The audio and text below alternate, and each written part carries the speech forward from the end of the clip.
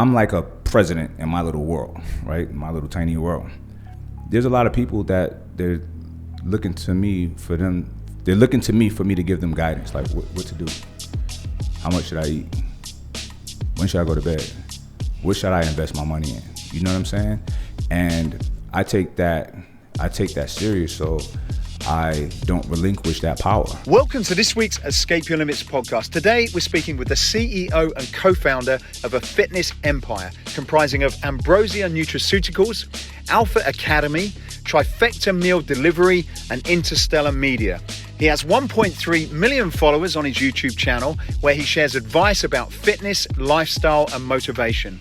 In this thought-provoking interview, we discuss training with Mike Tyson and the cutthroat boxing industry, the positive influence psychedelic drugs and microdosing have had on his creativity and focus, and how he's using his influence to positively impact today's divided society.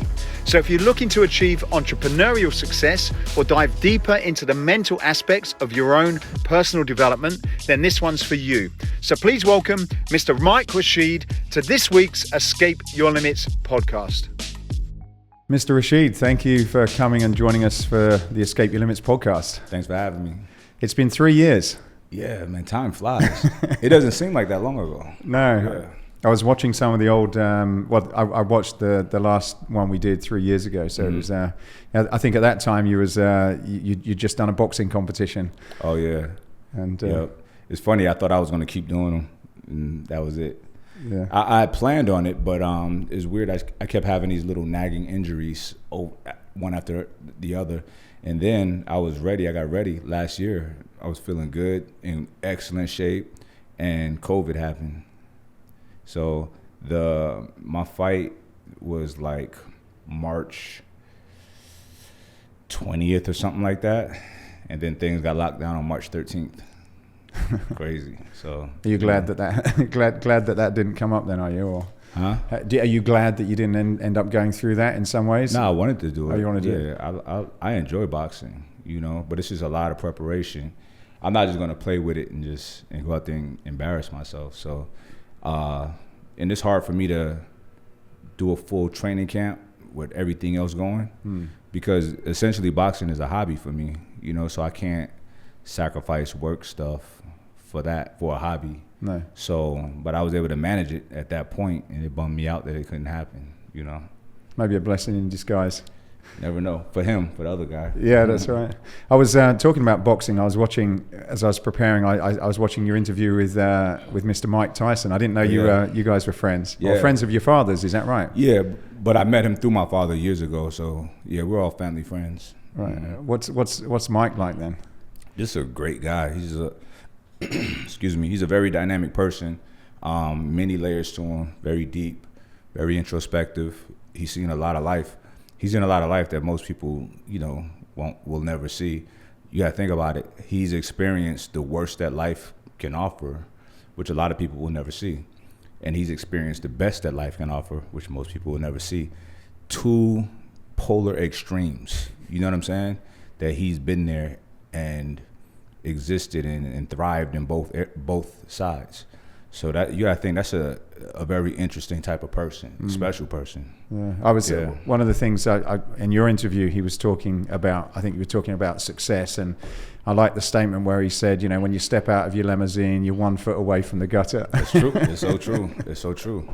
It's true. I've experienced that analogy. He has. So, but he's also experienced 1 foot out the gutter into the limousine. Mm-hmm. So.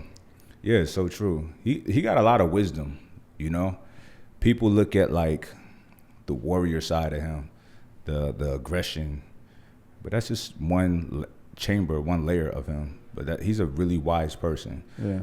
Not only just from life experiences, but he's an avid reader and studied a lot of history. So, yeah. I was there's one part where he went off on sort of a bit of a a bit of a riff, but what he was saying was so profound. Mm-hmm. It's like, wow, you just, it was almost like a kind of philosopher. Right. He was in some of the things he was talking about, and as you say, you don't really get that from him. You see this kind of, mm-hmm.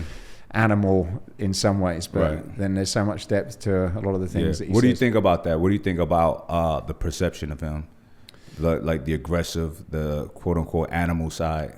How does that make you feel? I think it's like everything. You have these extremes, and you get one, but there's always another opposite, and sometimes people don't realize that, and I think sometimes that's for you to find out what that opposite extreme is. I interview a lot of people, as do you, and I think you kind of have these huge contrasts, and I think that's with Mike. He is this just scary, intimidating. Like even when sometimes you watch him in an interview, like when he was coming for his last fight with Joe Rogan, you could just, in his eyes were just petrifying. Right. To him. But then he seems to have this such soft and caring and gentle part to him in an extreme. It's quite interesting. Yeah, I mean, it's something that I think about a lot because, excuse me, like my background, life was very volatile and a lot of hostile conditions, and you got to learn how to navigate through that and not be a victim, And when you're not being a victim under those conditions, you kind of have what other people see as filth on you. You know what I mean? People are intimidated, things like that. And it's necessary though. You know what I'm saying? Because people gotta be, like, when you really understand human nature, you have to be dangerous or you'll be a victim. You know what I mean? You have to have you need to have the capacity for violence and animal instincts, or you'll be a victim. You know what I'm saying? You're not necessarily that you'll be a victim, but it's probable that you can be a victim. It's higher probability versus somebody who does have that on them. Now on the flip side, when you have that on you, when you have that kind of aggression and that capacity for violence, you need refinement. You need to be able to control that energy and that capacity for violence and only use it for good if the situation arises, to protect yourself and others, not to use it for force, to advance yourself, things like that. That gets you in trouble, So it's got to be used for the right reasons because it's a powerful asset to have, And I think it's a noble asset to have, So, excuse me. But once again, it has to be refined and used properly.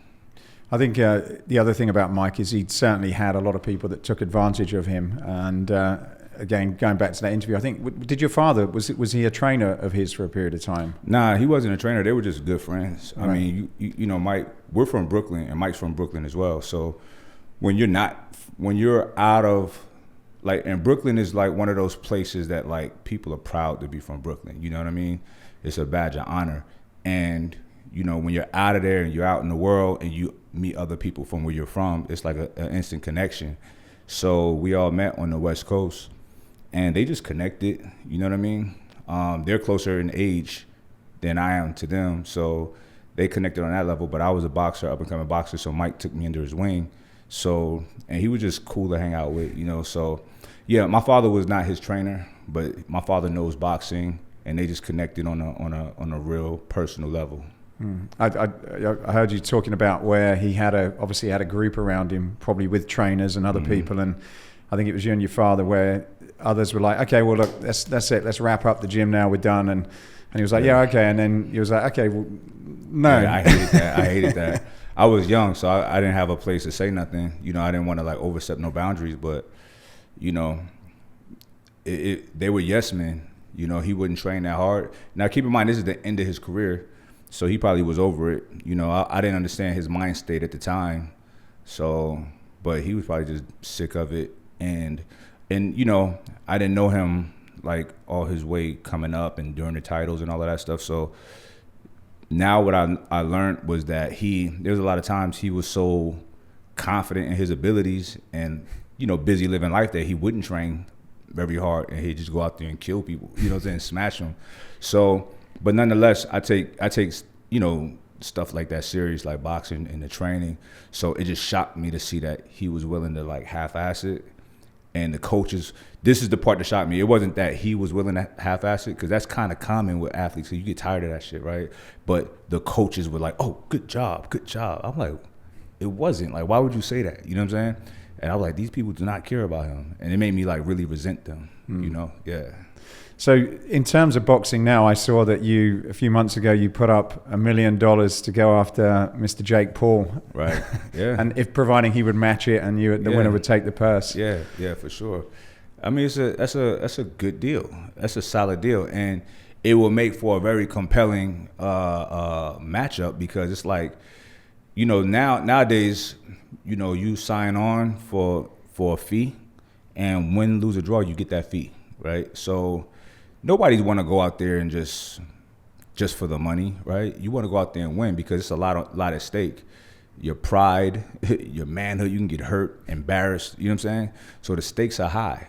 But win, lose, or draw, you get your money, right? So let's do a situation to where, look, win, lose, or draw, you don't. Win only gets all the money. It's like really high stakes, you know what I mean? So it's just too real of an offer and too dangerous for that guy, you know what I'm saying?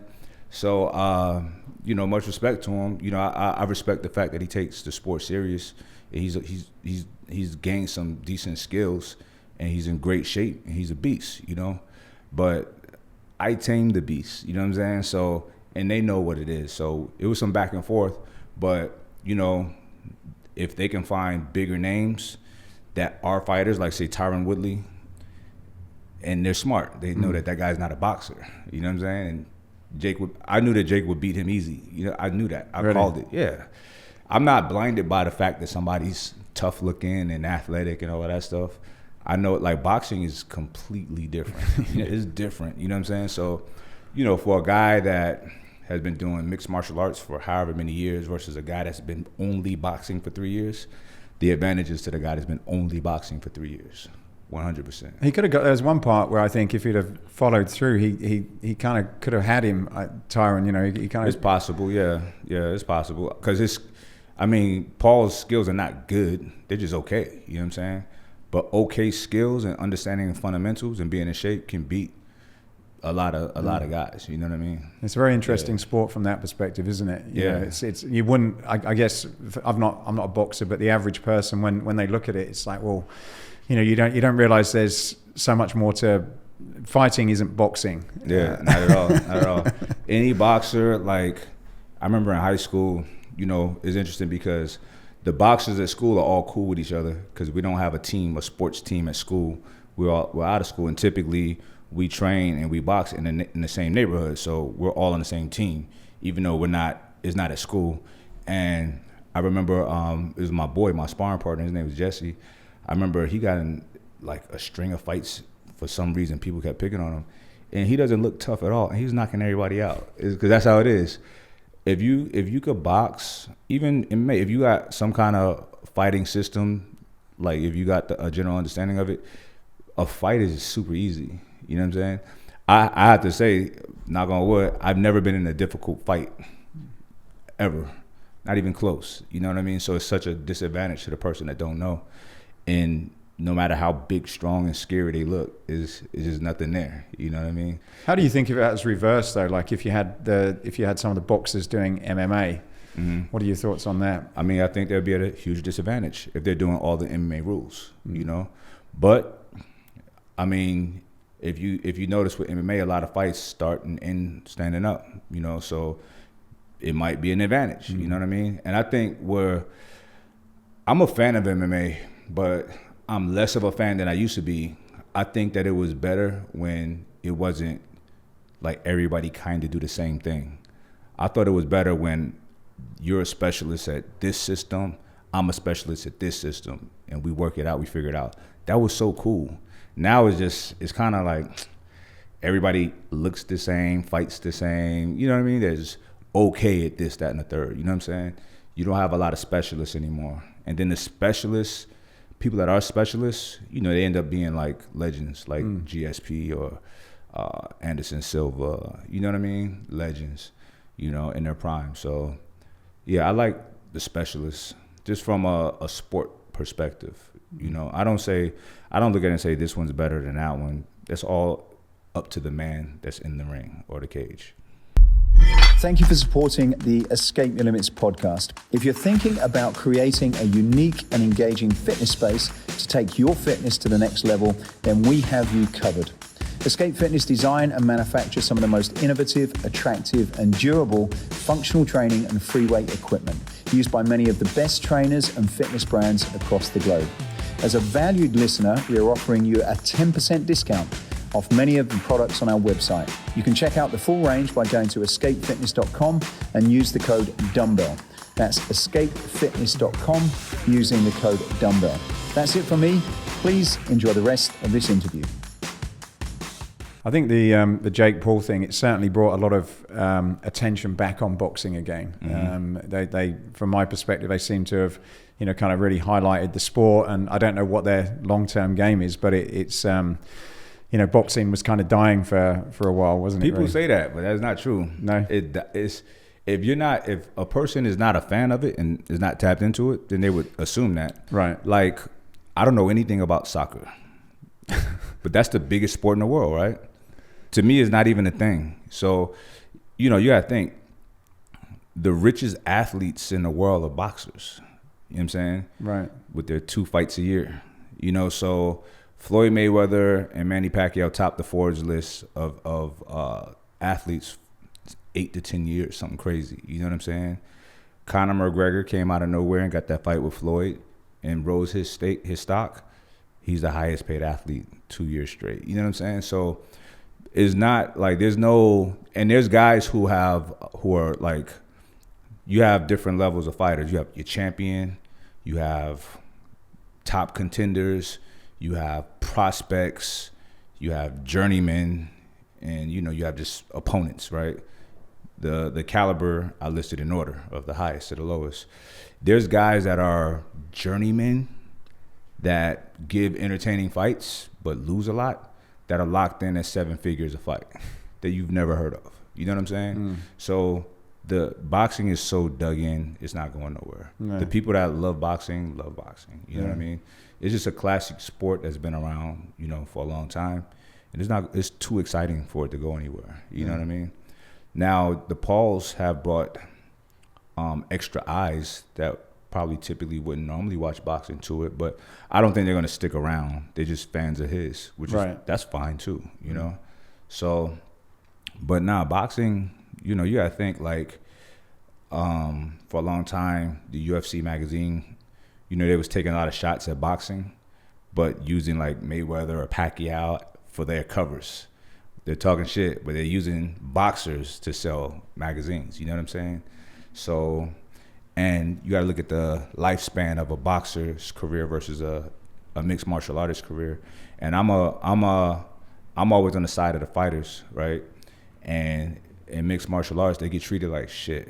They have very short careers. The money is not that good. You know what I mean? The money's not good at all, except for the breakout stars, the Conor McGregors, the Ronda Rouseys. You know what I'm saying? And they're few and far between. And you can look at all of the guys that try to emulate them. It doesn't work. Like Kobe Covington, he tried to take on this over-the-top persona. It is so inauthentic, it didn't work. So with boxing, you'll have a guy, they build up boxers' careers slow, right? You don't get thrown in with the wolves immediately. They help build your confidence, build your record. You might have 10 years of building, but that's 10 years of gaining fans. You know what I'm saying? 10 years of digging your heels into this career. So you got guys locked in at $10 million a fight that seem like just new prospects. But, the last 6 to 8 years, they've been, paying their dues. Whereas UFC, for instance, I think the problem is UFC. Now, it's the biggest organization, right? And you have to look at UFC like it's a sanctioning body.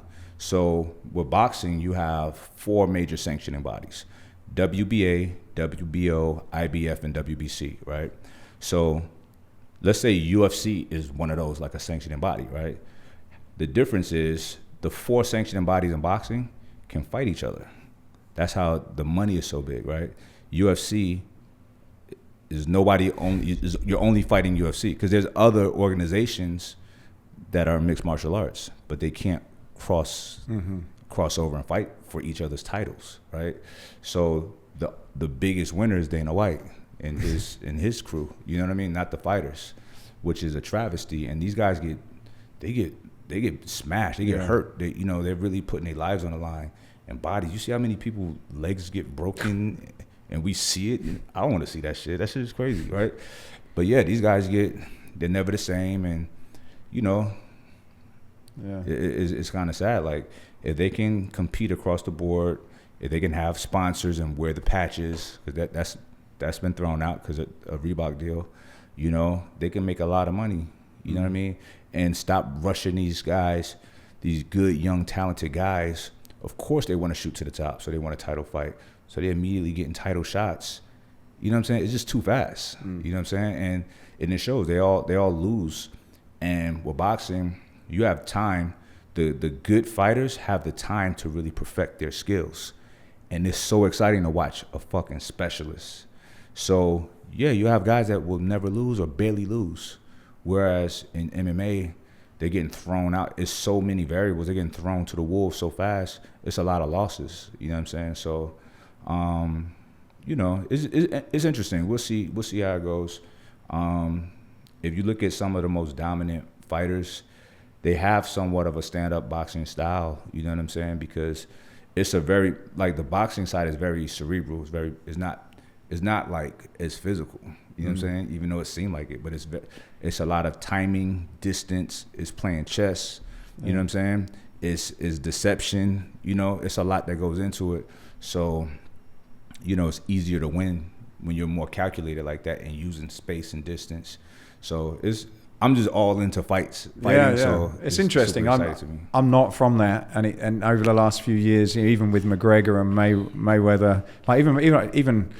A lot of people didn't, as big as Mayweather was, certainly internationally, that, like, many people you could ask on the street and they wouldn't even know who he was. I don't know about crazy. That. But in England, it was I don't know about that because you got to think, boxing started in England. Right. They know who Mayweather is, trust me. Yeah, I didn't until quite, when I listened to an audio CD about the most well-paid people in different sports, and they did a feature on him, and I didn't actually even know who he was. Maybe because he just wasn't. Did you follow any boxers? No, I knew some of the big English ones, like but, who? And I'm going back a little. I'm sort of showing my age now, but probably people in this. The last big English sort of fights I used to remember are sort of like the Tyson times and the Frank Brunos and the. That's a long time ago. That's right, yeah. And so that's not a people not recognizing Mayweather thing. That's a you not tapped into boxing thing. Yeah, you're right. And I would put myself in the category of the general public that, like, if obviously everybody heard the Mayweather Conor McGregor fight, like, wherever you were, and even if you weren't interested in it, you kind of knew that was going on. Mm-hmm. And there was always, when Mike Tyson was around, you couldn't escape the Mike Tyson. Yeah, it's different. He's a different animal, right? Yeah, and he was on TV. He was in the newspapers, and so I suppose when I'm saying about boxing, I guess it was very much in people's lives. If a big fight came on, everybody heard about it, and I guess it's sort of now in terms of the unspecialist. Let me give you something though. So Mayweather, one of his biggest fights was against Ricky Hatton. Right, yeah, which I knew of, yeah. And so many people flew from England for that fight. It was more British guys and people at that fight than Americans. Yeah. It was deafening, you know what I'm saying? So but the guy, as an English person, I remember watching it in a hotel. I didn't know who he was fighting. Hatton. I just remember it was Ricky Hatton. He was an English guy, and he was fighting an American bloke I didn't know. Yes. Here, he was like a legend. Once again, you're not tapped into it. Now, let's take those Tyson fights, right? All of these fights were pay-per-view.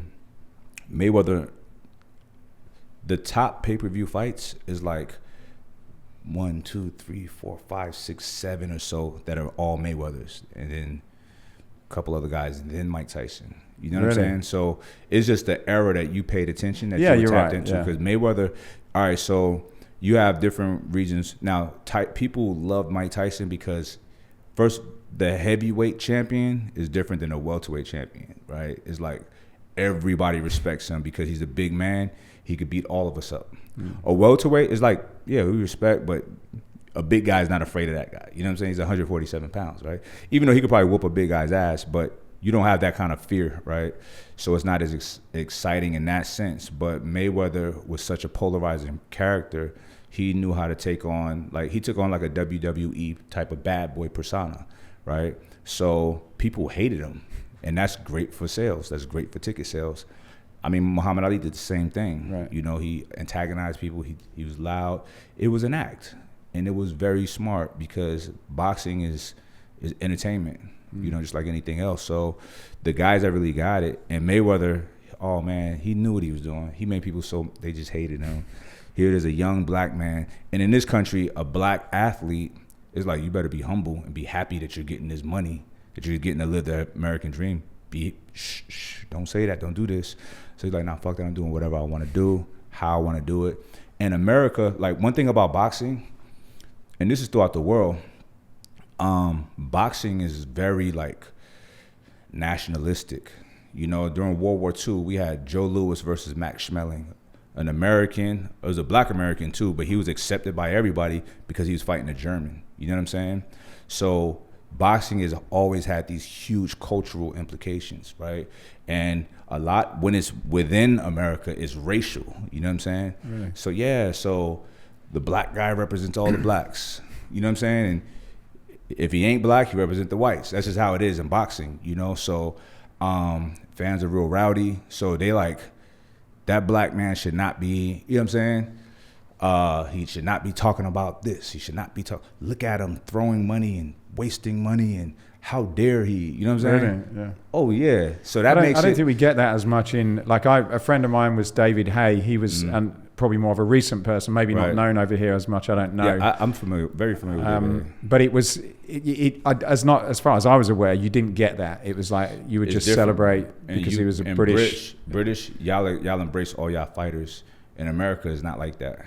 America, even Joshua, you know, we're like we're a couple hundred years behind everybody else. Like, honestly, like, so yeah, Joshua is hailed as a great British boxer. You know what I'm saying? And in fact, Tyson, you know, like the British, and I'm kind of, you know, I'm giving my perception, but you would love, you know, Tyson, you wouldn't love him. What's his name? Joshua. He would have the hearts of the people, you know, like you'd kind of want it. And same with when I was younger, Frank Bruno, like you knew he weren't scary, nice guy, but he was the one who had everyone's hearts. Yeah. And so see, that's not threatening to white people. Okay. It's not. I'm just being honest. But a black dude that like coming out the hood, you know what I'm saying? That's very threatening to white people. I'm speaking about here in America. Okay. In the UK, I don't know the dynamics like that because I've only been there a few times. So, but it seemed like people are, I'm sure they got their problems there too. But here is crazy, it's different. So I thought it was just a thing because I've lived here now for 4 years, and I thought it was a thing that got worse through COVID. I didn't realize the racism over here. It was pretty scary. It's very healthy. It was unbelievable. It's alive some of and the thriving. stuff that goes on. Yeah, it's like, alive and thriving. Geez. But it's silly though. It doesn't bother me, you know, because I look at life like this. Like, for one, to hate somebody because of their race is stupid. And I actually feel bad for you if that's your perspective. You're ostracizing yourself. Your group is getting smaller and smaller. You know what I'm saying? Of the things that are acceptable in society. You know, you gotta think, like, say for instance the abolishment of slavery, right? There's a lot of people that didn't want that to happen, but it's amazing that it actually did happen in some ways as well. I mean, yeah, but because here's the thing, I feel like generally speaking, people are good or want to be good. Put it like that. People want to be good, right? And there's only so much you can see of people getting treated like cattle that you can, you know what I'm saying? It had to be some good white people like, yo, I don't know about this. You know what I'm saying?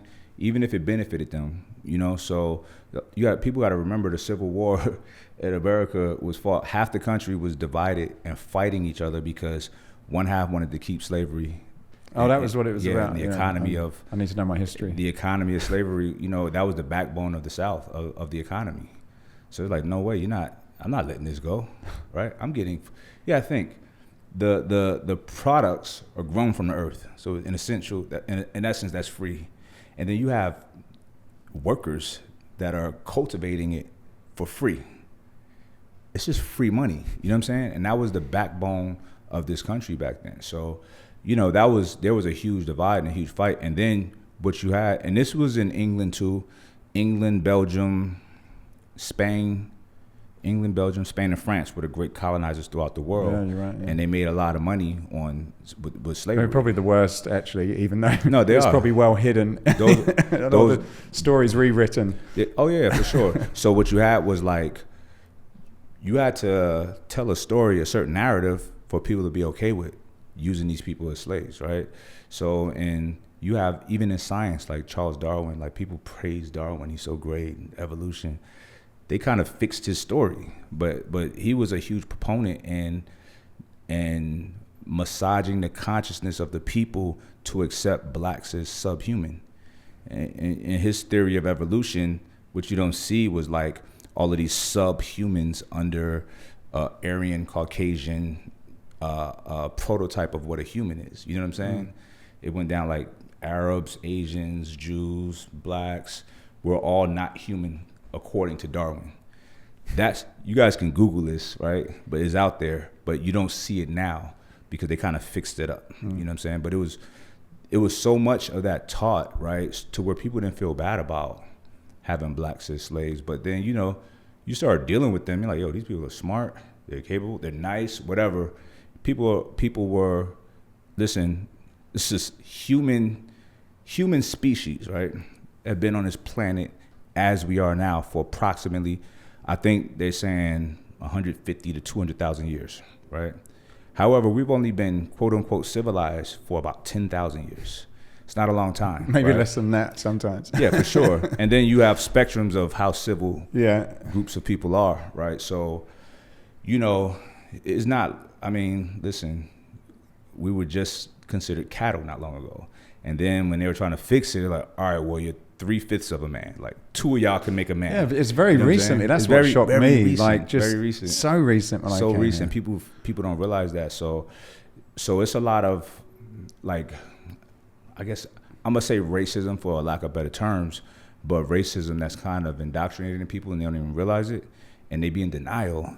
And it's like, it's okay. Like, it's not your fault, right? You didn't ask to be born into the body or the family that you're born in. You just were. So, but people won't even acknowledge that shit. I'm not racist. No, racism don't exist. Slavery was so long ago. Like, it wasn't. Like, I've done my genealogy, and I've seen all the way back. I see where my people, you know what I'm saying? It's only 2-3 generations away. You know what and it's so crazy, like with America, when we came here, we noticed it because there were certain places, not many, but like my wife's got a Dutch accent, and you know, she's had people in hotels that have like, you know, kind of go back to your own country sort of thing. And for us, it's quite funny because we know that the majority of people here originated from Italy or England, you know, Scotland, you know, so most people here are all immigrants, you know, like really, if we're honest about it. And yet it seems that, you know, if one generation's here, that, you know, now the other people are immigrants. Not a lot. Like I've not experienced that very often, but there have pockets that you get that, which makes. And these are never like successful people that are acting like that. You know what I'm saying? It's always like low level people on a low social scale in society that talk to people like that act like that, right? Uneducated, don't have much, not ever been around much, say the worst things to people. It's like, really? You know what I mean? In Orlando, we were talking about Orlando earlier. I remember I had an experience at a 7-Eleven. I don't know, maybe 4 years ago, and I'm like, excuse me, where's the restroom? And the lady that works there was like, it's in the back, but you can't take merchandise in there. I was like, you work at 7-Eleven. You know what I'm saying? You really think I'm gonna come in here and steal from? All right, that's cool. But that's just how it is, right? Uneducated people, you know, people ain't seen much. And listen, for people to have biases and fear of other, you know, groups of people, typically it's because they never spend any time around those people. You know what I'm saying? So they don't, you fear what you don't understand. So that's a huge part of it too, you know? These people would just never leave their little community, their little neighborhood. So That's all they got. You know what I'm saying? Yeah, maybe it's natural in some ways for people to feel like that, but I guess, you know, when you're in the country today, and there seems to be a lot more division. I don't know, like you've obviously been here all of your life. Like, do you feel now recently there's, if you follow the media, it certainly seems that there's a lot more, you know, division than what there was previously, or has it just always been like that from your perspective? I think it's always been like that. It's always been like this. Okay. We could point out things that, people could say, Trump made it more, Obama, but it's always been like this. You know what I'm saying? It's always been like this. We see a lot more now because, like, say for instance, like people getting killed by cops because of cell phones with cameras, but that's always been happening. It's always, you gotta think, people don't realize, we're not even on some history lesson today, but when you think about like policemen, like there was a time in this country there was no cops, right? It was like you would have bounty hunters for, like, they would do these one-off jobs for people that needed it done. The police, you guys can Google this. How the police came about was to patrol slaves and people that were recently free, or just slaves, right? And it was called slave patrol. And if you Google this and you look at slave patrol badge, it's identical to a police officer's badge, right? That's how it started. You know what I'm saying? So, excuse me. So that like cop black man energy that we still talk about is not for no reason. Its genesis, it was born out of a wicked place. You know what I'm saying? For them to patrol slaves. You know what I mean? So now it is what it is. I do think that things are getting better over time. You know what I mean? But it's still going to take a long time for things to be super fair. But, you know, life ain't always fair. You know what I'm saying? And I'm aware of that. And that's why a lot of things don't bother me, right? Things do bother me, but, you know, I'm like, it is what it is. What can I do? Outside of me living my life in a good way, teaching my children properly, you know, having my little circle moving the right way, right? And still, like, I don't get, if someone is racist towards me, they hide it. You know what I'm saying? And they'll shake my hand and all of that shit, right? And that's just unfortunate for them. They can't live in their truth. They can't stand firmly in their truth, right? Because of whatever, they're not secure enough to tell me they don't like me because of this, that, and the third. For one, it's silly to not like me because of the color of my skin. It's just silly. And maybe they're embarrassed to bring that up. And for two, just, you know, I have no problem if someone has a problem with me talking to me about it. If I've offended you, I would apologize if I know about it. You know what I'm saying? I'm not perfect. And I know I can say things that might ruffle feathers, or, you know what I'm saying? Sometimes you just don't know. I'm not perfect. So, but I move in a way, and I live my life fully, deeply rooted in my truth, because I'm a very confident person. And my confidence comes out of the fact that, or part of my confidence come out of the fact that I just try to do the right thing by people, and I'm honest. So that must be difficult. Like we did an interview, I don't know if you've heard of him, Tony Pearson. He was a famous bodybuilder back in the 80s. I was with him in Vegas. He had a unbelievable childhood, and you could kind of imagine that what he was put through, and you know, he was at school, he was in fields picking cotton as a kid, and the school teachers didn't even do anything. And when they did, his grandmother came out with a gun and said, you know, just go away, kind of thing. Right. It was a crazy story. But you know, whatever happened to him made him choose a road of positivity and you know, helping people and things like that. And you know, I'm sure you're being through a similar situation. What causes you to, you know, there's one which could be anger and like, okay, look, I'm not standing for this anymore and I'm gonna fight and that.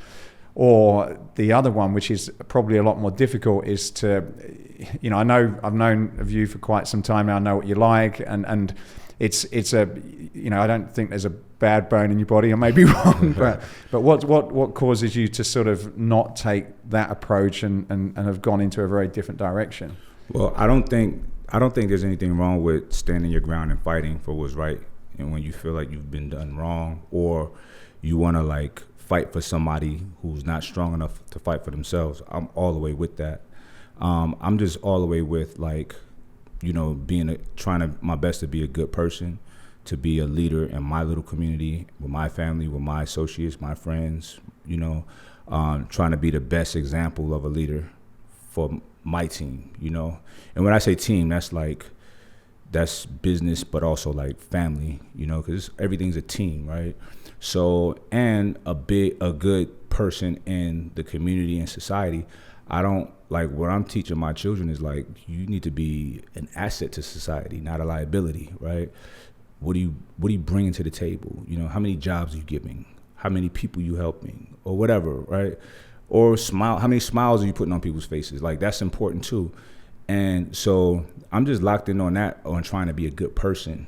But there's things that can look like you're not being a good person when you're standing up and being defiant against, you know, opposing forces that are wrong, that are, you know, trying to hurt or harm or take advantage of, you know. And here in this country it's so much nuance, man. Like, it's hard for me to have conversations with people about a lot of things because everything is black or white, Republican, Democrat, Trump, no Trump, whatever, right? Trump, Biden. It's like, I would never put myself in none of these boxes that y'all created. Y'all can do that for yourselves, right? And I think it's weird that, you know, people will be like, oh, these people wearing masks are sheep. I'm like, why? Because there's other people that wear masks and compliant, but there's a lot of people that say people that wear masks are sheep. So you're a sheep because you know what I'm saying? Any kind of mob mentality, I just stay away from. I don't care what people do as long as it doesn't infringe on me and my happiness and my freedom. Do what you want. None of it moves me any kind of way, you know. And, you know, there's a person I know that, you know, in business with, that I just seen a tweet he just said yesterday. It said, how long are you morons going to keep wearing masks? I'm like, why would you say that? You know what I'm saying? It's like, it's such a weird thing. First of all, why do you care? You know what I'm saying? And every time he's around me, he's trying to convince me that masks don't work and the COVID. I'm like, I don't care. I really don't care, bro. That holds no space in my brain. You know what I'm saying? So, but people are so like, it's interesting, and people are so attached to these things that media put out for people to fight over. And they're like, yeah, it works. And it doesn't work for me because I don't care. And I don't trust or fuck with the media at all. You know what I'm saying? So, but it's just interesting that, you know, people are just, they gravitate to these negative things and they hold on with their life. And part of the thing is they don't have nobody in their lives that would just check them like, this is stupid. Why are you doing this? Like, what's it to you? I've done that with people I know. You know what I'm saying? And it's an awkward conversation, but I can't help it. It's like, bro, why are you, I don't want to stand next to you if that's who you are. Because that's just a weird place to be. You know what I'm saying? So where do you get that? So obviously, there's some guiding force in you. I know your father was from what I've heard, was a strong influence. And does it come from him, or are these things that you've learned over time that, look, this is a good place to center myself from? Because we all get out of balance for different reasons, and you know, just the world as it is today, it's very easy to kind of like, you know, need to pull yourself in. Like, what's that place for you where you say, okay, look, you know, let me just check everything and I'm going to kind of go from this point forward? Man, I mean, you know, I got some good tools from my father and my mother and my grandparents, my upbringing. You know, I got some good seeds that were planted, but I think ultimately it's just me, just, you know, how things hit me and affect me. You know, some things are important, some things are not. And I've always been like, you know, protective of people that are not that strong, you know what I mean? And so when I hear, and I'm a very competitive person, right? And you gotta think about like a lion. You know, lions, they move with their pack, they chill, but when they sense another lion, another male, they stand up, you know? And I guess when I hear those loud, other ferocious voices, I'm like, what's going on, right? I can't help it, I'm just like that, you know what I'm saying? So, and I analyze it, and I feel like if they overstepping boundaries, I might say something. And unfortunately, I'm kind of comfortable in that kind of drama. Like, it's drama, right? It can be negative, it can be contentious, but I don't have a problem with that. You know what I'm saying? Not that I go and look for that, but I'm kind of comfortable with that, right? And you got to think about this. Like, we're talking about how long we've been kind of civilized. You know, most of our existence, life sucked, right? We had to hunt and forage, and things were just very difficult, right? So where'd that aggression and that energy go? we still have it, right? We haven't evolved that out of us yet. You know what I'm saying? So I guess sometimes my animalistic instincts is like, I hear something, you know what I'm saying? So I want to be a part of it. Now, I try not to, because most of it is none of my business, and fuck it, you know, karma will deal with people, you know, but, you know, it's hard. Like, in my position in my life, I'm like a protector. So, you know, I'm kind of like always like, let me hop on the front line real quick and make sure everything's cool. But, you know, my ultimate thing is like for my loved ones to be proud of me and can feel safe with me. You know what I mean? You're a big influence on a lot of young men that are in that stage of, they have got that testosterone, that aggression, whatever it is, and it can go in many different directions very, very easily. And with that, you've got millions of people who follow you on social media, and you just look at the comments when you say something. There's people are, you know, you're very influential. How do you use what you've learned to kind of help point some of those younger men in the right direction when they can very easily not follow that path that you're choosing to follow? Right. So I sprinkle a lot of my tactics and teachings in my content. I give people tactics that are beneficial to me, that help tame the beast that I am, right? And we all have that beast in us. And it's things like reading, like meditation, to practice mindfulness. You know, when I speak about fighting, and I speak about how gross it is, because to get in a fight is really sick. It's not cool, even though it happens. Like, anytime I've ever been in a fight when I was younger, afterwards I'm so depressed that I you know, took myself there, or let myself succumb to my own emotions and my anger and my feelings. I let somebody else take me off of my square. So a real strong person is a person with restraint. That's real power. It's real strength. Okay, he's saying these things. I know what I can do to him, but I'm gonna ignore it. That's strong, you know. The easy, weak thing is to just react, you know. So I teach these things to people. I tell people straight up though, like, listen, if somebody get in your space threatening and you feel threatened, then you fuck them up. You know what I'm saying? Like, fuck them up to where they're not gonna do that again, right?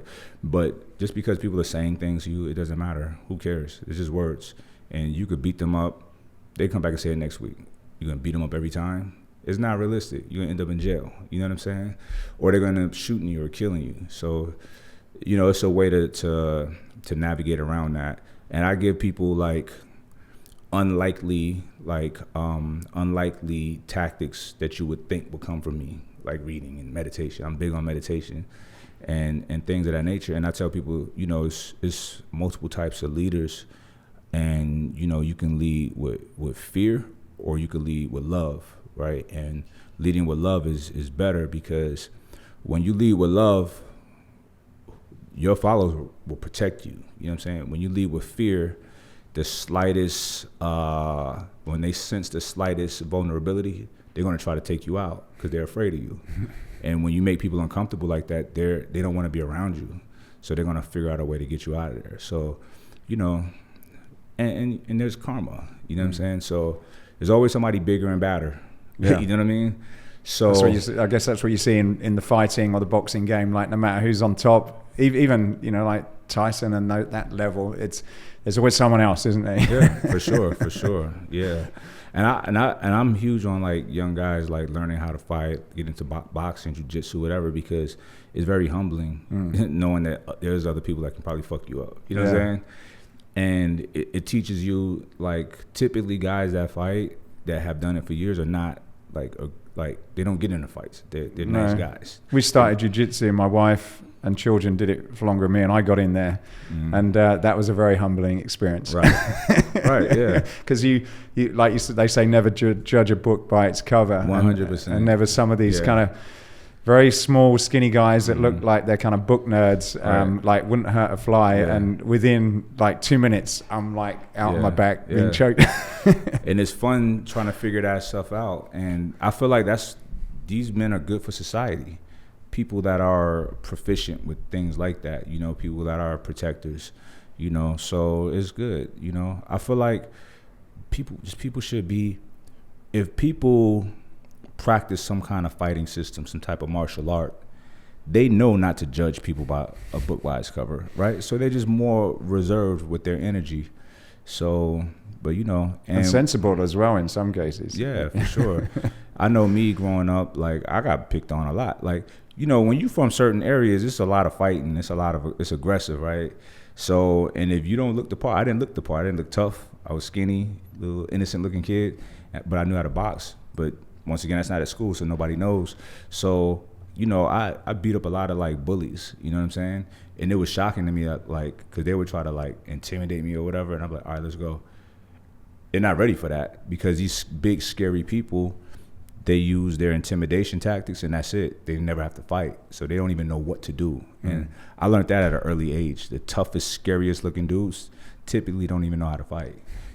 Well, this is as a kid growing up, you know what I mean? Now as an adult, you never know. But when I was growing up, like, bullies they scared me in the beginning, but I still fought. But I was like, yo, these are the easiest guys to fight. You know what I mean? Because they just say whatever, puff up their chest, and people bow down. You know? One of the David things, and Goliath. So to slightly change the subject from sort of fighting and violence, I was checking out one of your videos, Center of the Universe, and I was looking at the timestamp on that, which is about 5 months ago, and then when you did the interview with Mike Tyson, which was a year, and he went into his experience on licking the frog, and I just wondered whether any of that had influenced you to kind of start exploring some of this other, I don't know what you would call it, like psychedelics. Psychedelics, yeah, it did. So, all right, so I was already doing some research on it, and I thought it was really interesting. And when we got together, I seen him talking about it before we met up, and I was like, but he's just crazy, right? And back in the day, he would do all the drugs. So, and I never did drugs at all.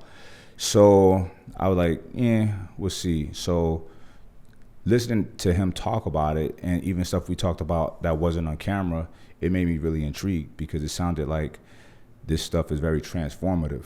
So I continued with my research, and that's the data, like back to back. Even like when they were doing, you know, they've been using it in therapeutic settings, right, legally, and they use it for people who have, say, depression, and they're resistant to antidepressant medication, anti-anxiety medication, PTSD, all of that stuff, and the results were crazy. So like 2 sessions, these people would be good for like 6 months. You know what I mean? Like just feel better, more positive, don't have that anxiety or that depression. And I'm like, that's incredible. So, you know, I said, fuck it, I'll go ahead and give it a try. And here's another thing. The people that I know that have done psychedelics all had their lives together.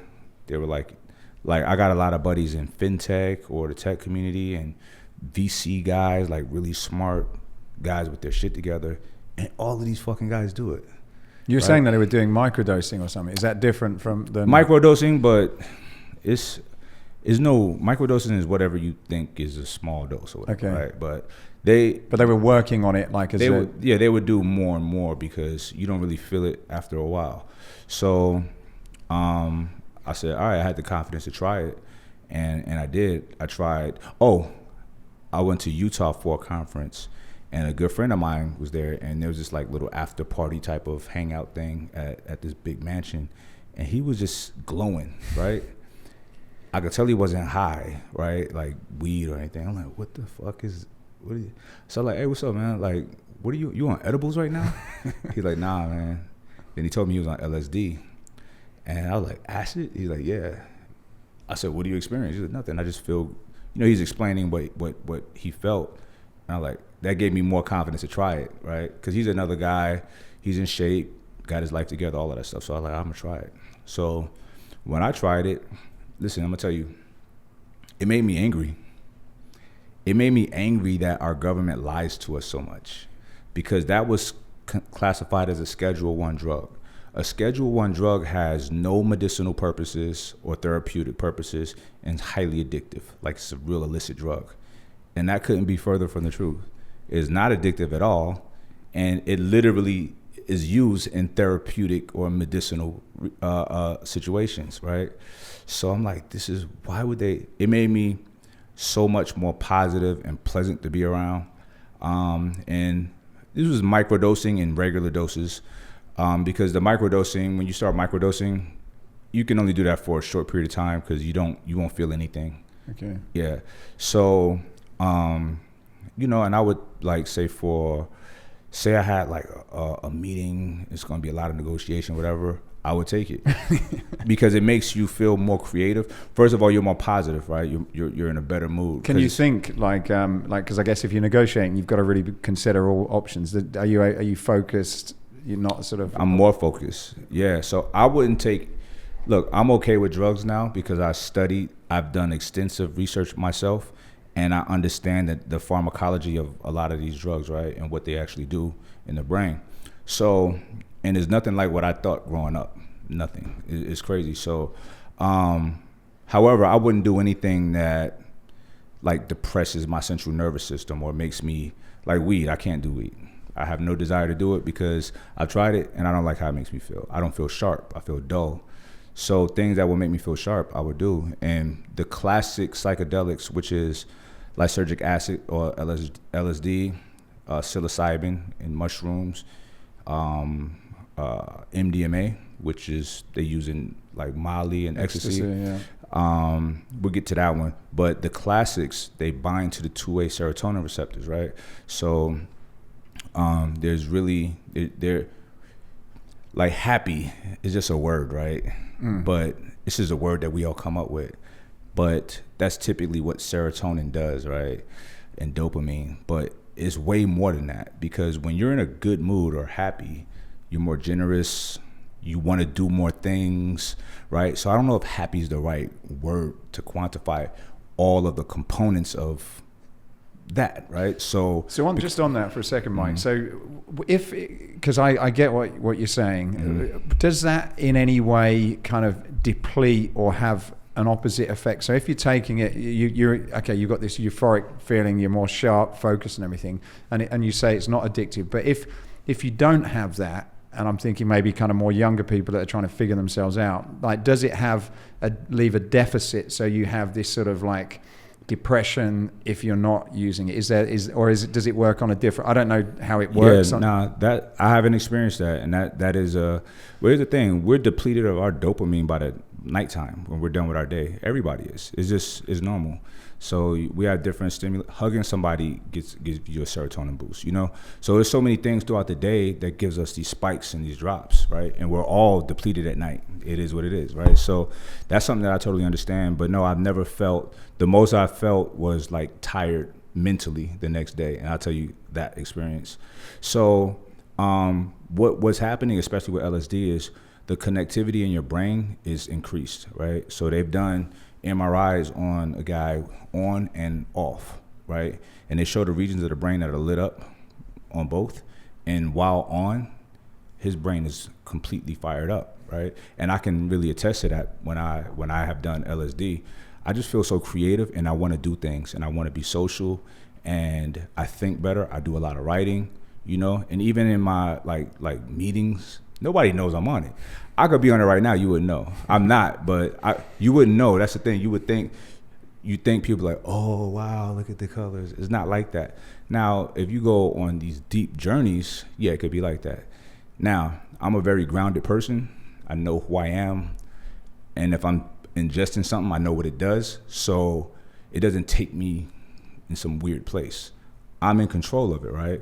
But I also meditate too. And I feel like that's important when you're, when you want to experiment with these kind of substances. So I'm in total control. Now, there was one time I wasn't, right? I did what's called a heroic dose, which takes you on a heroic journey, right? And it was by accident, but it was one of the best days of my life. It was extremely transformative, So in what way was it, when you say transformative, in what way? I'll explain, but in therapeutic settings, that's what they give people like a lot, right? But they're guided, so they have, the intention is set by the therapist, right? So you're gonna have that experience, what they're suggesting, it's cognitive psychology. This is all like regular stuff, you know what I'm saying? So for me, what it did was I'm not depressed and I guess I have anxiety, but everyone does, but it's not a problem, you know. So what I did encounter was like my demons, like the things that were just on my conscious that I was taking my time with fixing, you know.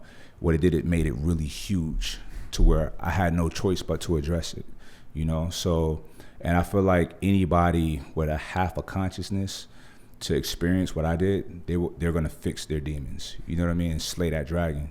And that's literally what I did. And it was just 2 pressing, outstanding issues that I needed to deal with, and it gave me a sense of urgency to deal with it, right? And also what it did was it made me sit really fucking firm and deep in my truth and who I am and what's right. That's it.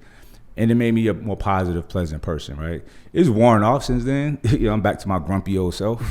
But, you know, I feel like it lasted for like 8 months or so of me just being lifted. And do you think it helped you solve maybe a problem that you'd not spent time to figure out and solve? So even though, okay, you're back to yourself, but do you feel as though you kind of maybe put that to bed and it's like, yeah, okay, like I've revisited it, I've understood kind of what was going on there, and it's okay, it's sort of over. Is that the sort of 100%? And even though I don't feel that lift that I had that entire time, I'm very cognizant of it, right? I'm very cognizant of, don't do that again. You're walking on that line right now, right? Excuse me. So, you know, it just makes you, it increases empathy, it increases compassion, you know, and yeah, and it, you know, it just opens you up to being more of a loving person and open to people. Cause I'm a very closed person, you know, I am, and it's a lot of, and I still got work to do. To me, it's like forever ongoing until I die. I hope to be working on myself. So yeah, but it does put things on the forefront that need to be fixed. And it's so weird that it does that, right? Because it's just a fungus. It's just something that grows. And it's, you know, like, let's say, for instance, LSD, it's people think that's some man-made thing, but it's a fungus. It grows as well. Ergot, and it grows on like wheat and rye. And it binds to insects receptors too and kills them. It's a defense mechanism for plants, for a fungus. But it makes us happy, you know what I'm saying? Which is very interesting. So, but it's just interesting how everything is all connected and is all one, you know, because we're connected to these insects. I know I sound like a person that does LSD right now, but this is basic physiology. And the more people dive into like studying anthropology, evolutionary biology, and things of that nature, you'll see that shit, the earth is a living, breathing organism. It literally is. And we're like a cell off of the earth. You know what I'm saying? Us. Just like we have billions of microbiomes and microorganisms all over our body. Who knows if they're conscious or not? We would never know. Who knows if they're just living their own life? You know what I'm saying? And has no idea that they're on us or in us. They're part of something bigger, you know? And we're such a strange creature because we are aware that we're a part of something bigger. We're aware of our mortality. Dogs are not planning like, dang, man, I only got about 2 more years. They're not doing that, you know? Like, no animal is aware of their mortality, right? And it's just, and I read a bunch of books during COVID, and one of them was called, what's wrong with my brain? It's that acid. Nah, I need it, right? Nah, I got brain fog from this week because we was in Miami and it was crazy. It's called Sapiens. Okay. Are you familiar with it? Yeah, I've not read it, but I've heard. Yeah, I highly recommend it. And it was breaking down how, by accident, we developed these brains that we have because we weren't monkeys, but we were kind of like that. And we shared trees and spaces with chimps. And chimps then, like now, are way stronger than us. And they would bully us out of the trees onto the plains of the savannas. And it made us more cunning because we had to watch out for predators. We had to be more, try to find food. So it's forcing our brains to grow a little bit. And then we fucked around and found out how to make the fire. And cooking food, it unlocked a lot of nutrients in food that really benefited our brains and made it grow. And, it just changed. There hasn't been another discovery or invention that's been mastered as consequential as fire. They're Right. working on it, Higgs boson and the God particle, stuff like that, but they're far off. But fire changed. It created a whole new species of a weird animal, another animal like everything else, to be able to have this level of consciousness to where we can really architect our world and create magic. Magic is these cameras recording our images and putting it out to where people can see it all over the world. That's crazy. And we just take it for granted. You know, like even his phone right there. We can have a video. I could be in crazy. China, you could be in America, and we can see each other real time talking. So Even just a few years ago, that was a crazy dream. Correct, Like, just in correct. 10 years. Now we're going into the metaverse, right? Which is crazy. So it's just really fascinating to me where we are, where we come from. We're just some weird fucking creatures by accident develop these brains to be able to do all these incredible things. And it's not slowing down. No. Do you think, in terms of how you use, I'll use the word psychedelics, like in terms of your purpose in life, like you're a big, I think you call it conscious capitalist. So your business and your marketing and your brand is, you're not just shifting boxes. There's a lot more to it. Do you think what you've done here is kind of helping you to sort of be aware of what's going on and almost like sort of step forward I suppose it's almost like being in the forest, like kind of being careful about where you're going, as opposed to just like thinking, I haven't got a clue where I am, it's totally dark, and see what springs out in front of me. Do you think it's sort of it helps you to just be I guess more conscious about where you're going and instead of less reactive in terms of where you're going? Does that make sense? Yes, that's a good question. I tell people, well, let me back it up to meditation, right? Meditation, I tell people when I'm dialed in on my meditation, I feel like I have a GPS for life, right? And psychedelics is an enhancement of that. So we could use the analogy of like someone that trains, right? They're training and they're dialed in, they're good.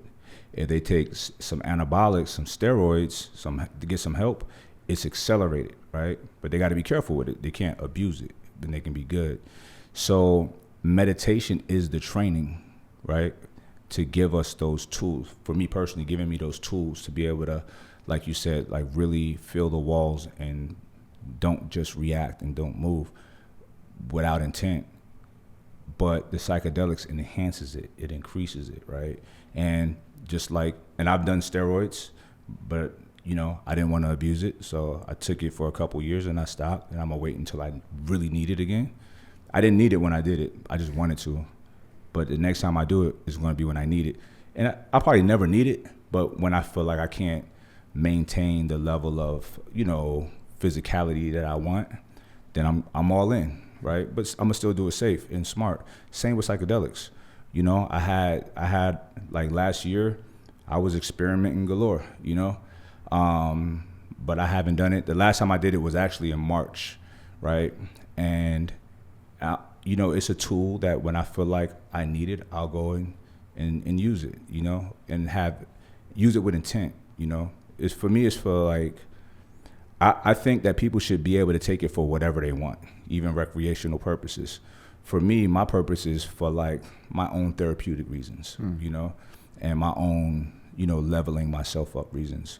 I feel like if you do it too much, I don't know what happens, but from the data, there's no real side effects from it other than taking too much and being uncomfortable until it wears off, They say that it can, in very rare cases, cause psychosis, but that's anything, So, so I'm not afraid of it by any means.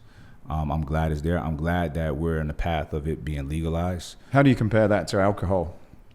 Nowhere near in the same ballpark. Alcohol, the only positive of alcohol is for some people it makes them more social and happy, right? But it lowers inhibitions, which isn't good.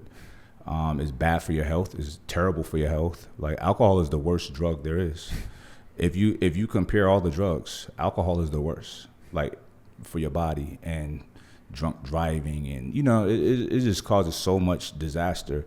Psychedelics does none of that. It's not dangerous at all. You know what I mean? So now it can make somebody who do stupid things, I guess, but everything is not for everybody. And I tell people all the time, like, look, I was in my 40s before I even tried this shit. You know what I'm saying? So I feel like people having fun and enjoying life, you should, but especially for men, we got to work first. You know, establish yourself. Now, like this week, I met with some good buddies of mine in Miami for a conference and just for some meetings, some business meetings, and they party, right? And these are like smart, like they wear business suits every day, them kind of guys, right? But it was okay. It's rough on me because I don't really party like that, but it was okay because I feel like I've earned the right to do this, right? And I tell a lot of people like, yo, you ain't got no business partying right now. You know what I'm saying? You need to get your shit together, especially men, because we have duty and responsibilities to our families and communities, you know? So what are you doing partying for? Now get to work out. Like, you overweight. Why you here? You should be trying to work out. You know what I'm saying? Like, all of that, working on ourselves, it should be the number one thing. And then everything else comes later. So yeah, psychedelics and alcohol, not even close to being the same. Matter of fact, I've tried to drink while on it. You don't even feel the alcohol. Yeah. It's too, I don't know, it's kind of like, nah, we don't want this in here. You just don't feel it. Right. You know, I'm sure you can, maybe if you really try, but I think psychedelics is going to be, I think it will be a catalyst to increasing people's consciousness. Now, there's notable people that was called psychonauts. Steve Jobs was one of them. He was big on LSD, him and all his colleagues, right? Elon Musk used to take some journeys. A lot of these innovative, great thinkers, you know, was taking journeys, you know, and it's really interesting. What do you think that will do to, I suppose, that awareness will do to people? You know, we talked off camera about this potentially being legalized, and it will be a lot more common now for people to take it. And I guess if you look at, in my generation, it was everyone went out on a weekend. You go out, you drink yourself unconscious. You go out, you'd fight. It was that's you crazy Brits. That's right, yeah. And it still goes on a lot now, to be honest. But I suppose if you're changing what you're doing, where people are now, okay, they're thinking more and they're conscious and they're being more creative as a society, you know, is that going to have a positive thing on all of us if more of us are doing mushrooms all the time than you know, going out you know, drinking shots of tequila or something? What do you think? Yeah, absolutely. I think it will be a shift. People wouldn't be so uptight, so much anxiety, you know. The negative thoughts won't be there as much. People will be way more loving. You know, it is what it is. MDMA, which is probably the weakest of the three classic psychedelics, man, it just makes you bond with people like crazy. You know, I was listening to a couple talk, and I really enjoy MDMA. And now there's MDMA. I'm sure you heard of ecstasy and Molly, right? The active ingredient is MDMA, but those drugs are mixed or cut with either like meth or heroin, right? So the feeling is way more intense, but the come down sucks. I've never done it. I don't want to, because I don't want to feel that come down part. The MDMA pure is way more mild, but you still get that euphoric type of loving feeling. And I've experienced it. And like, you know, Chris Gethin? Yeah. That's my boy, right? We've been friends for a long time, but we all did it together. And me and him are this way tighter now. We check on each other once a week with a call. Like, we have our calls. Just, you know, it just really increases bonds, you know. Now, I was listening to a couple. They were older, like late 70s, early 80s or something. And they say they used to be like, do all the drugs back in the day, like hippies. And they say they don't anymore because they're old. But they say they do MDMA once a month still because it keeps them in love. And I'm like, yo, I can attest to that. I can see that being a thing, you know. So, and once again, the good thing about it is you take it, it wears off in about 3 or 4 hours. You still get up early in the morning, go to the gym, no problem. So I don't want to do anything that makes me unproductive, you know, because I would feel that's not my thing, you know. Yeah.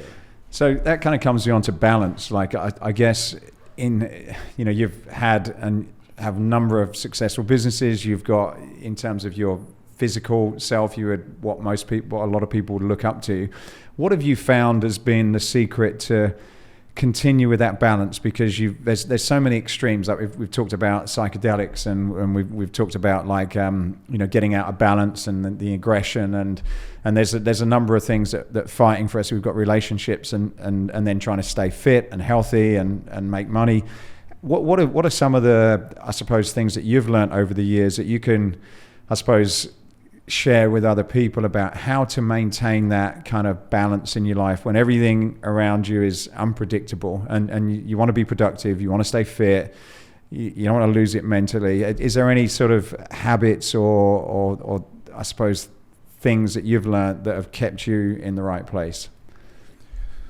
Yeah, I mean, mindfulness and being mindful, and you achieve that, I think, through a lot of reading, but also through meditation, big time. It kind of helps keep you on point with these things, and it keeps what's important at the forefront. Surrounding yourself with good people as well, because sometimes you need to ask somebody like, yo, what do you think about this, right? And you want people around you that's going to be like, why'd you do that, if you're off. So I feel like it's a lot of things externally that keep us focused internally, and it's all about surrounding yourself with the right types of people, or if it's not many people around, with books, with information, trying to learn, to utilizing your brain more. The more you utilize your brain, it gets healthier and stronger. And let's say, like, I'm taking a math class right now just for the exercise of my brain. I'm not trying to get a degree, but I just want to keep my brain strong however I can. So that helps me in other ways, So having a strong brain, right, is so important. And our brains could be just how we can increase the strength in our body. We could do that with our brain, right? So for people to understand that and work on that, they'll find that a lot of decisions will come easier to make, and you'll be confident enough to make decisions. Think about, like social media. Think about just the world. I'm like a president in my little world, right? My little tiny world. There's a lot of people that they're looking to me for me to give them guidance, like what to do. How much should I eat? When should I go to bed? What should I invest my money in? You know what I'm saying? And I take that serious, so I don't relinquish that power. I answer them, But I try to qualify myself and learn as much as I can in those fields to be able to answer them properly. Just like at home with my woman, listen, she asked me, babe, what should I wear? I answer it. If she's going to give me that power, I'm going to utilize it. I'm not going to relinquish it. So I don't want to. I'd be like, anything looks fine. But I'll go and you look good in this. You know what I'm saying? Because that keeps us sharp, and that keeps us important to the people who are coming to us for this information. If we're just being like, whatever you choose, Mike, what should I invest in? I don't know, do some research. I'm not important to them. They want guidance from me, right? Everybody in my world. So you ask me a question, I'm going to give it to you. I'm going to answer it. I'm going to rise to that occasion. So, but I guess for me this is my intention. I want to make my people proud, right? I want to be that ultimate example. So this is what I do. Some people just want to like glide through, and that's fine. I'm not saying there's anything wrong with that. It's way less stressful than my life, but I can handle stress. You know what I'm saying? And I know that stress, it makes you more powerful. Stress can produce diamonds or it could bust pipes.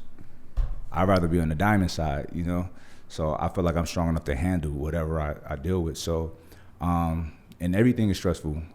Kids asking you questions, girlfriend asking you questions, what should we do?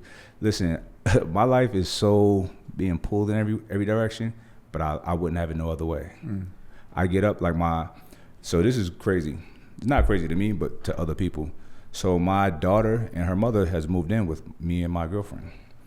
And my daughter's mom and I are not romantically connected, but she's one of my best friends. I really care about her and love her, and I love my daughter, and I think that this is the best case situation. So we talked about it, and they moved in. So I get up, I gotta take my daughter to the park super early in the morning because she's up early like me, right? take my son to school, make sure everybody ate, hang out with my girl for a minute. You know, I got to do everything, right? I'm the sun in my solar system. I got to keep my planets in orbit. I'm good with that because I would hate to not be valuable to anybody. So as stressful and tiring as it is, I'm up for it. Right. You know. So you have your time, your family, and your partner, and what about the time? Like, is there any sort of rituals for you where it's like, look, I need this, whether it's your workout time or your meditation or just some time alone where you learn stuff? Do you have these predictable things that are almost like every week you kind of, that has to fit in more or less? Yeah, 100%. With my training, we get into the gym super early. Like, it's funny because people complain about not having time to work out. It's like, look, I don't have time to work out, but I'm gonna make time. I just got to get up earlier, go to bed early. You know what I mean? So yeah, that is important to me. My meditation, I can fit in anywhere. You know, I could be in the car, somebody else driving, I'm sitting in the back, I could be meditating. You know what I mean? So the whole premise of meditation is you shouldn't have to be in some quiet place only to meditate, right? So you should be able to be amongst chaos and be able to slow everything down. And that's something that I, strive to be good at. So those are that's it, my meditation and reading, but I get that in early in the morning. I just got back into audiobooks because I was like, man, forget this, I want to read. But now it's like I need to do, because that wakes me up, and then I kind of tap in a little bit. What's on at the moment? What's on the player? Where it's funny because I've actually read this book like 3 times, but Way of the Superior Man. Right. I really like it, so it's good. It's just more entertaining to me, you know what I mean? Because I got it, I think, but I really like that book. So Way of the Superior Man. What are you reading right now? I'm sort of doing a YouTube thing. I've got into crypto, which I know you're sort of involved in, and a friend of mine kind of taught me about it. So I've kind of gone down a rabbit hole, and I'm just learning and following. Have you been investing and trading? I have, and I've done pretty well actually. Just this year, and obviously everyone has done pretty well. Yeah. You can't not do well. But I'm trying to learn now. Okay, take this a little bit more seriously. But there's a guy called James. He's a British guy, and I've listened to all of them. And he does a daily podcast, and he reviews what's going on and what's behind them. So I'm just trying to understand it because I don't really know. You hear these names of these different companies outside of Bitcoin. I'm some of the other sort of smaller companies, and I'm trying to understand what they are, what they do, why they would be successful, why to invest, and I've been sort of teaching my children. We've had they've played around with, they've got a little amount that they're investing because I just want them to get their head around it as well. For sure. So they'll probably grasp it. Oh, they've done so well. Yeah. They've done, and I want them to learn. Like, I don't just want them to choose. I want them to sort of, watch a few videos and learn why this one over this one and what's happening. And they've made sort of conscious decisions. That's but they've done pretty well. And we've got it's a Christmas crypto. So it's whoever out of the two, my son and daughter, who does the best by the time. I think it's like the first week in December, and you match it. It's pretty cool. Yeah, my kids the same. We're all on it. So. It's funny. I have a hard time following people. Like I tried to do the videos and stuff like that, and I got friends in the space that are giants, but they busy, I'm busy. Yeah. So I just been figuring it out on my own. Now I'm sure that there's better tactics than what I'm doing, but what I'm doing is working. You know what I'm saying? So, and I'm gonna share it at some point. Do you share that much on, like, because I know it's very fitness and diet, nutrition, even though I know your podcast is very eclectic, the subjects you're talking about there, but okay, my brain went blank earlier, but I'm putting together an entire mentorship program, right? Because I get asked every day, do you mentor? And I'm like, yeah, you know what? Yeah, let me put this together. They're asking for it. Let me go ahead and provide it.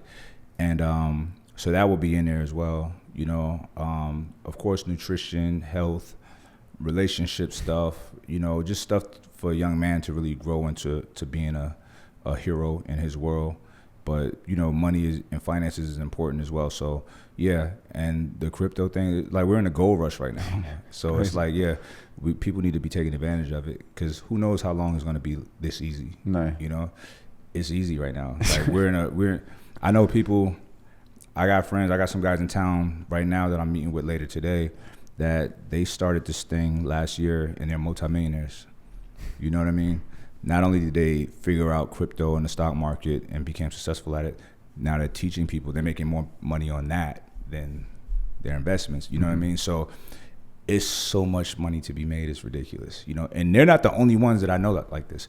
It's crazy because there's a lot of like black influencers that really look up to me, that they have access to me now because they've grown to such a status to where they're on my radar now. But they've been fans for years. But over last year is a few different people who've become multimillionaires since 2020. That fast. You know what I'm saying? yeah. And I love it. It doesn't make me feel no kind of way. You know what I'm saying? I love when people figure things out, because I'm going to learn from you now and increase what I got, you know? So with your podcast, and it's pretty good actually, and like I say, I wrote down some of the subjects that you cover in it, and it is pretty interesting. I think there's something for everybody. How do you use because you make a big investment in it, like the guy who's off camera, fantastically talented guy by all sounds of things. So you're putting a lot of money into creating this, and you're doing a lot of content of all different types. What's the purpose of that sort of investment into it? Is it a part of the bigger ecosystem, and with your business and your coaching and everything? Is it just an individual passion that you just like sharing that? How does that sort of fit into you as Mike Rashid as a brand? It is a passion, because I make no money podcasting. You know, I don't understand how the networks work. And when I first started podcasting, like I was getting hit up by networks, but I kind of ignored it because I was like, I don't know anything about this yet. You know, and it's not very consistent when I podcast, which I'm actually podcasting later today. But I want to get consistent with it. It would be great if I make money doing it, right? So I could focus more time and put more into it. But up to this point, I haven't ran it like a business by any means. So, but I do want to take it more serious. But right now it's a passion. Like I like talking to people. And I like having just cool conversations. I like silly conversations too, you know, because I'm a big child sometimes. But yeah, so that's something that I'm doing that is a passion of mine. I really enjoy it, and I'm a fan of certain podcasts too. Like I got to tap in and watch them. So yeah, it's a passion of mine. You know, I make no money doing it. No. Other than like ad revenue from YouTube, but it's like a video a month or a couple videos a month. You know, so I do want to get more consistent with it. So what's next then? You've got, from what I understand, you've got your trifecta, which is your meal delivery business. I was looking at at one of the food supplements, which I didn't realize you had. I've not got the name down here now. It was you do the gym snacks. What's that one called? Snack House. Snack House. Yeah, that was pretty. It's protein puffs. Yeah, it's good. We have like sweet flavors and savory flavors. It's just a guilt-free snack. It's very satisfying. It's protein. The macros are incredible. You know, the sweet ones we now have marketed as keto cereal, because more people are just using it as cereal. Because you could eat it drier with your coconut, almond milk, whatever. And then the savory ones is like a chip. You know, it's good. They look tasty. I didn't even realize you were doing that. I should have brought you a care pack. I have one sent over here. But yeah, it's delicious. Your kids will love it. Yeah, I'm sure they will. And then you've still got the you've got your plant-based protein. Ambrosia. Yeah. And the protein planta is just one of our products. We got a lot. Yeah. And then what's next? You know, are we going to see like a psychedelic Mike Rashid business? Yeah, that's on the horizon. It's coming. This is part of the reason I was in Florida all week, and you know, I was like, I got friends that are like really like juggernauts in like fintech and tech and VCs and stuff like that. And you know, shout out to my boy Jerry. He connected me with one of his guys from business school, and they're working on something. I'm working on something. We're coming together, and we all had a big meeting of the minds this past week in Miami, to really, we got a tactic to, potentially be first when everything is legal and legit. So, we're working on that right now. And, I've had a lot of people approach me because they see my videos talking about it to get me involved in what they have going on. But they're like, I'm like, yo, the way you're doing it is not legal. You know what I'm saying? So I can't do nothing with you. So there's ways to do it, to be first when it hits. And, that's what I want to do. So yeah, you're going to see that, because that's something that I really believe in. You never see me get involved in the marijuana side, because I don't smoke weed. I don't see nothing wrong with it, right?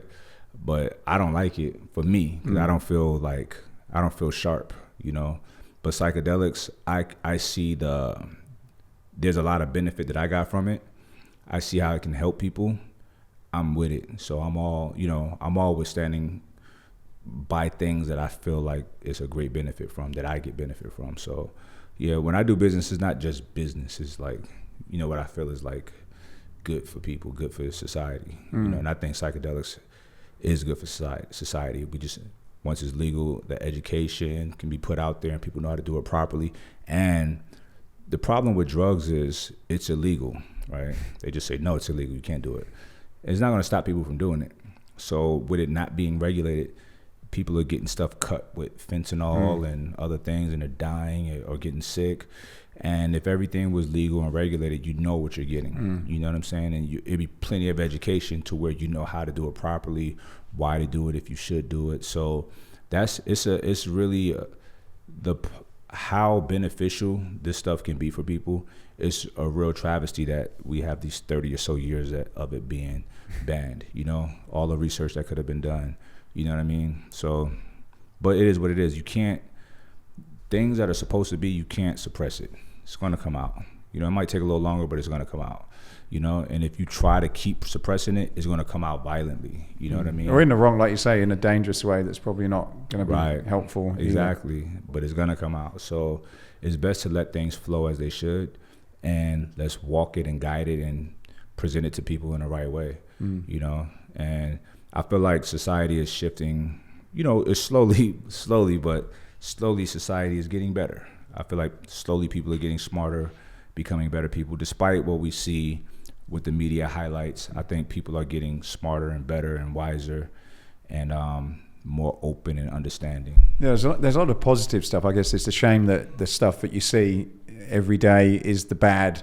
That's all you see. But as you say, there's so much amazing things happening in the world. Like even we talked about the crypto and that whole, like when you start to get to know it, it's just phenomenal about what that does. And I'm still learning about it, but the power that will provide for so many different areas is just amazing. Like how it will affect the world really in ways that people can't imagine, and the speed and the cost to do things and business. It's that I don't know what they call that, but that technology, is it Web 3.0 or something? And the metaverse, this when these things coming together and the speed of change is just who knows the next 10 years. It keeps getting faster and faster. These microchips getting smaller and smaller, and it's like, this is an interesting time that we live in. And it's like, you ever hear when they talk about whether or not we're living in a simulation or not?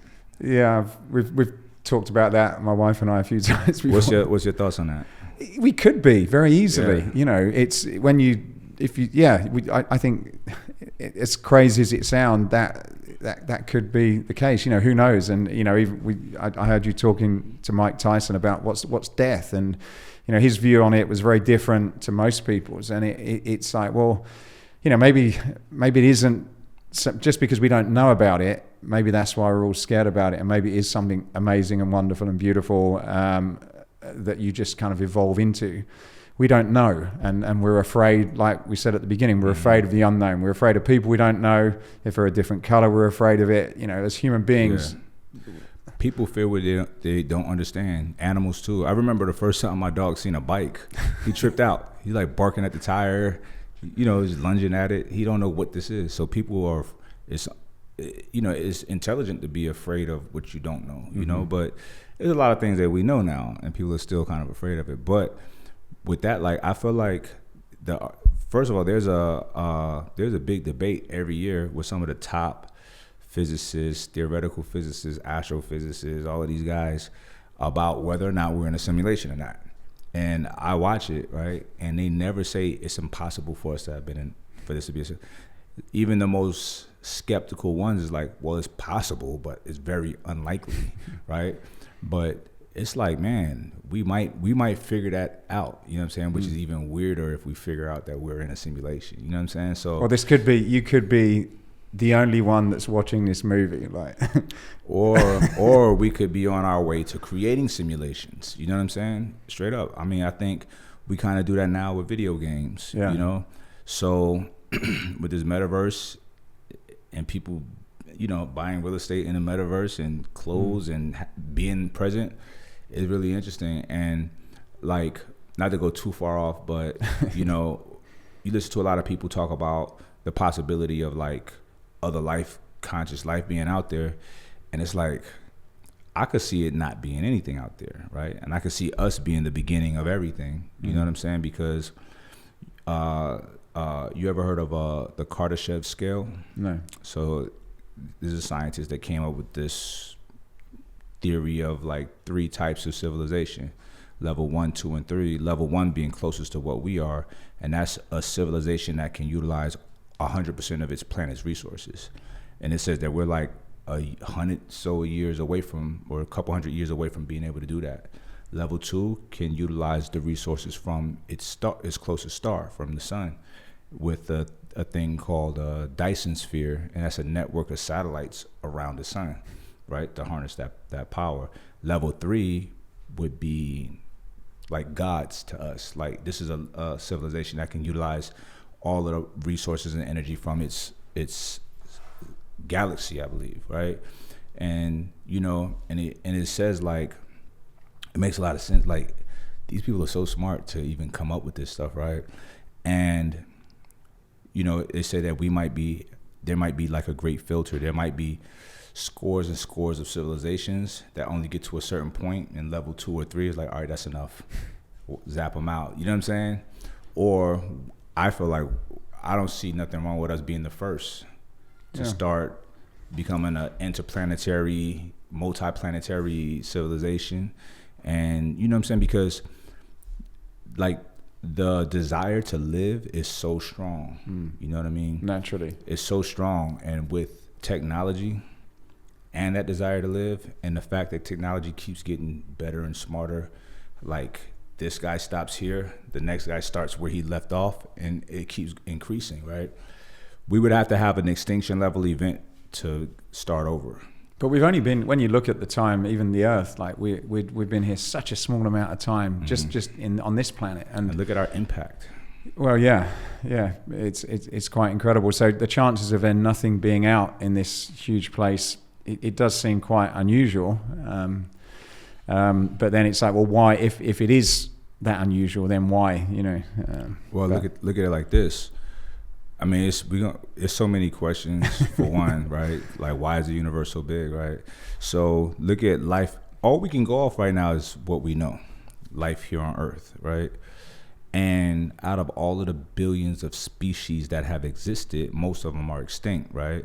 And out of everything that we know of, we're the only ones with this type of awareness and consciousness and empathy, and to build our world like this, right? So it would be weird to think that this random accident that happened here is somewhere else too. So the way I think of it, if there is life somewhere else, it will probably be primitive, like most life here on Earth. You know what I mean? Until we go and architect it somewhere. You know what I'm saying? We're the engineers or the gods of a whole nother thing. Don't you think we are, like, in some ways, even though we probably don't appreciate how amazing and the creativity that we've got? Don't you think in some ways we are probably the gods that you imagine other things are? Because there's so much we can do, you know, like, it's just the power of our brain that we've obviously been able to demonstrate, because we're all here and we've got this amazing technology. So we've created this magical thing that couldn't have been even imagined 20 or 30 years ago. I'm with you, man. Like, people, it's so funny, man. Like, people are so hateful towards people. like nature is better and nature this and nature. I'm like, everything's natural for one. So calm down. Like, this is natural. This is all from the earth. What are you talking about, right? But look at what we do. Even like medicine, right? It's a big hatred towards like big pharma. Like, that's incredible. Like, people abuse drugs. That's the people. You know what I'm saying? Let's say opiates. 90-some% of people that use opiates are not addicted. Okay? You just hear about all the bad stories, right? But do I want to live in a world to where if I have to have surgery, I have to just sit in pain? No. Give it all to me. You know what I'm saying? So, like, you know, and we have drugs that enhance your mood if you're depressed. Like, I think that's awesome. How good it works, we figure that out and we make it better as we go along. But these are people, these are human beings, right? Finding little things in the earth that can help us and putting their touch to it, you know, synthesizing it to where it's scalable and, you know, they can control the duration or whatever for us to take it and have a more pleasant experience. You know what I'm saying? Like, you know, in technology, people, pollution and I don't want to live in a world with no cars or airplanes. You know what I'm saying? So it's like we complain so much about human ingenuity and technology, but don't none of us want to live without it. Some of it's evolution. Like, you know, even not many years ago, we had, you know, big coal burning factories. We've evolved, haven't we? Right. I suppose, exactly. And maybe that is just the case of, look, that was a stupid idea, but it kind of got us to where we are now, and now we need to reinvent ourselves. I don't even think it's stupid. It got us from point A to point B, yeah. You know, and now, okay, we could figure out another way now, you know. So I have a lot of faith in humanity. I fuck with humanity. Like, people are so mad at people and science, and I'm like, all right, that's cool.